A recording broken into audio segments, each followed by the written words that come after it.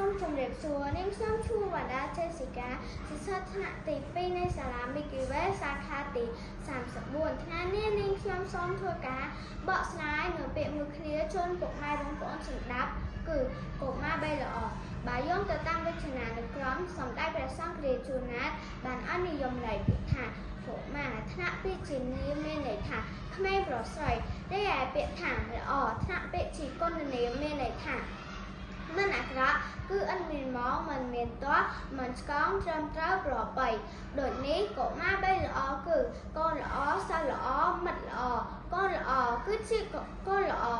កុមារដែលមានអត្តចរិតសុភាពរាបសារទន់ភ្លន់ចេះស្ដាប់ដំបូន្មានបាម៉ាក់ចេះគោរពចាស់ទុំចាស់ព្រឹទ្ធាចារ្យព្រះសង្ឃពិសេសត្រូវតបស្នងគុណមេដាបិតានិងខិតខំប្រឹងប្រែងរៀនសូត្រព្រោះម្ដាយឪពុកតែងតែសប្បាយចិត្តនៅពេលឃើញកូនជោគជ័យនិងខ្លាចខ្លួនទៅជាបុគ្គលល្អក្នុងសង្គមសិស្សល្អគឺជាសិស្សដែលតែងតែអត់ធ្មត់ប្រឹងប្រែងជាយាមក្នុងការរៀនសូត្រនិងមិនដែលដល់ទុក្ខលំបាកដល់លោកគ្រូអ្នកគ្រូនិងសាលានោះឡើយផ្ទុយទៅវិញគេចេះគោរពតាមបទបញ្ជាផ្ទៃក្នុងរបស់សាលានិងចេះគោរពលោកគ្រូអ្នកគ្រូបានយ៉ាងជាប់ជួន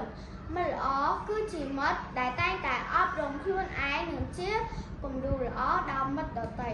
មិត្តល្អតែងតែមានទំនាក់ទំនងល្អជាមួយមិត្តទាំងក្នុងថ្នាក់និងក្រៅថ្នាក់មិត្តល្អតែងតែនាំមិត្តឲ្យធ្វើតែអំពើល្អវាចាអំពើពាលាអបាយសែនិងគ្រឿងញៀនដែលសង្គមស្អប់ពើនាងខ្ញុំសូមបដិញ្ញាចិត្តថានឹងខ្លាចខ្លួនទៅជាកុមារបីល្អឲ្យដូចពាក្យមួយឃ្លាបានពោលថា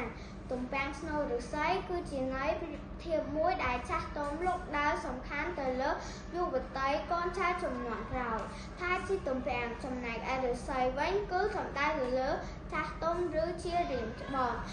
ជាចំបញ្ចប់នាងខ្ញុំសូមជូនពរដល់ពុកម៉ែបងប្អូនឲ្យជួបប្រទះតែពុទ្ធពរទាំង4ប្រការគឺអាយុវណ្ណៈសុខៈពលៈកុំបីខិតខិលឡើយសូមអរគុណ